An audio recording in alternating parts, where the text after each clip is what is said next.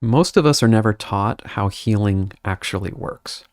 So, especially with the internet, it can get very mystified, right? It's about the right meditation, the right way of being with things, a big spiritual breakthrough, right? Something where it's going to click and move quickly. And we're also trying to do this in a world that puts productivity above all else, right? So, your healing, emotional, physical, it's all about another thing to optimize so you can get back to your life or become this fully healed person, whatever that means, right? So, what gets missed in all of this, of course, is how humans actually learn.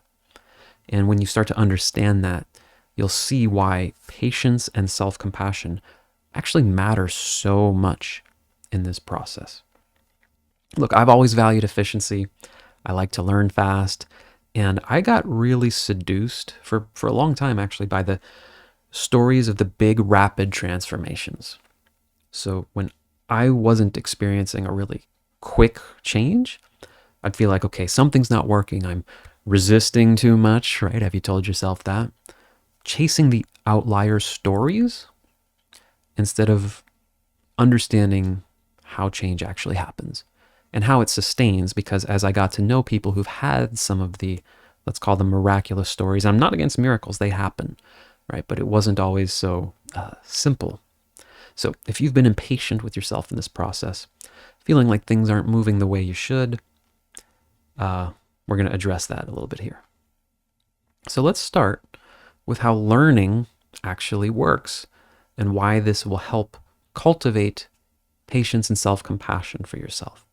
Because when we take on information about healing, it often sounds like, oh, okay, so I just do this thing, right? I just meditate this way.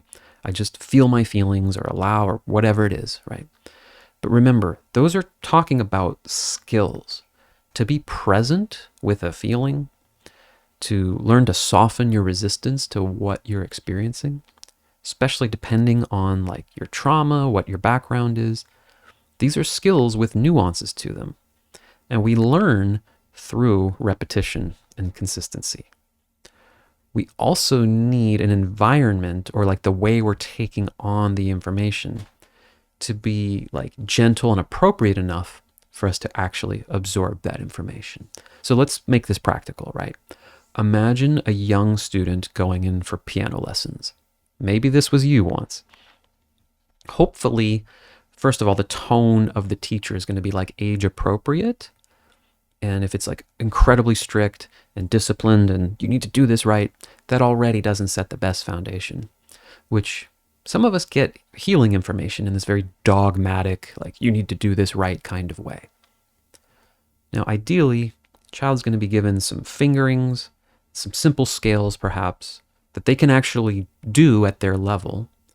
And then the pieces of music are going to reflect. They're going to be simple enough to actually utilize that simple fingering.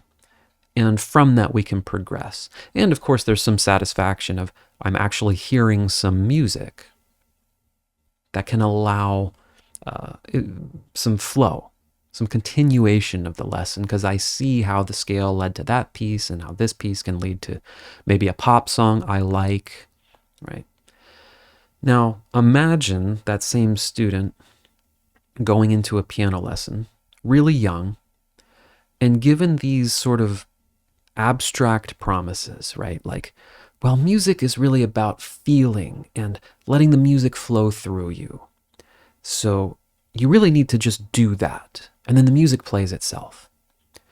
And as long as you're doing that right, and you're really connecting to your true self, the music's just going to come through you. And you should be playing these pretty incredible pieces of music just flowing out of you. Beethoven, Rachmaninoff, right? First of all, it's way too abstract. And it creates kind of a ticking clock of like, okay, well, when do I feel the music? When is it just flowing out of me? The pressure of like, I should be doing this abstract thing turns into frustration, self-criticism, especially if they've been told, for example, you should be doing this faster. It should just sort of take care of itself. That frustration reduces the ability to like be present, take on any more information, to learn things in an appropriate way. That pressure like narrows your attention. It puts your brain, and again, in a state that's not conducive to learning. And your nervous system goes into that protection mode rather than absorbing information mode. Here are some things I've heard many times from clients that show me they've been taking on sort of information in this way. They're the equivalent of a young piano student being told the music should just flow through you. I hear things like, if I could just really let this go, while they're in a state of like intense emotion coming up or we're working through something. Right? That's an abstract idea. It's not based in like the capacity of what's actually able to come up. If I could just release all my resistance to this right now, I know it would be fine. Right? That's like saying, if I could just play this hard piece of music, I could just play it. But we're not given the framework, and we're not given this sort of context for there to be self-compassion. Like, yeah, of course, I can't let all this go right now. This is the amount that's coming up right now. I can, have compassion and patience for myself because this is the appropriate amount. Again, lofty spiritual ideas about change should happen. Big one for me, big one I hear from clients. If I could just connect to who I really am, I wouldn't be feeling this shame. That's abstract, right? Maybe you're doing a spiritual practice that helps you connect to that. That's great.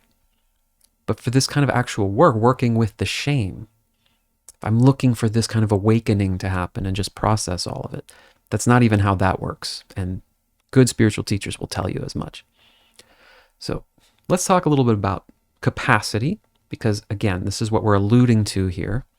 You are working with a real human nervous system, your nervous system, right? There are limits, because we're humans, around how much emotion and physical energy, which can be connected to these emotional things that are going on in us, traumas, etc., how much that can be processed. It varies from person to person, right? I've talked about this before. It's specific and unique to you. So if you're not aware of that, and again, you're chasing the big breakthrough, I should be able to let it all go right now. You're now judging yourself for what's simply your capacity.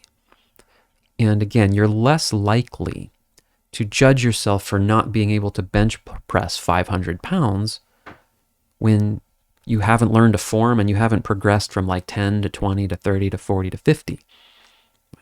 But we learn that more in the physical realm than we do in this emotional realm, where there can be a lot of impatience, a lot of abstract, lofty ideas. Find your true self and you'll just bench press 500 pounds.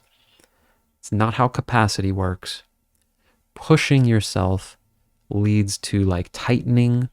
It leads to protection and that protective mode of the nervous system rather than level, appropriate building.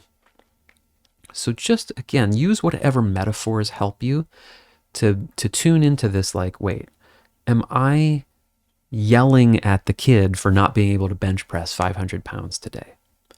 Am I telling a piano student, why can't you play Rachmaninoff? Instead of, okay, I'm going to practice my skills today. I'm going to do what actually works at an appropriate level for me. And what does create change and what works? Well, acknowledging what's actually here. This is where I am right now.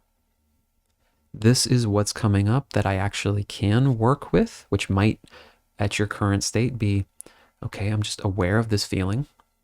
Maybe I can work with softening my resistance a little bit to what's here. Maybe I can do that for a minute or two and see where that takes me. Maybe I do a tapping video or a guided process, which, kind of guides me to a particular state, but I'm not like, I need to feel all my feelings during this tapping round. This needs to clear everything out. Again, patience, self-compassion, like you would for a young student that you care about, learning a nuanced skill and art form, which this is. Speaking of tapping, guided processing, links to that on the next screen. Hope they help. Hope this helps. Thanks.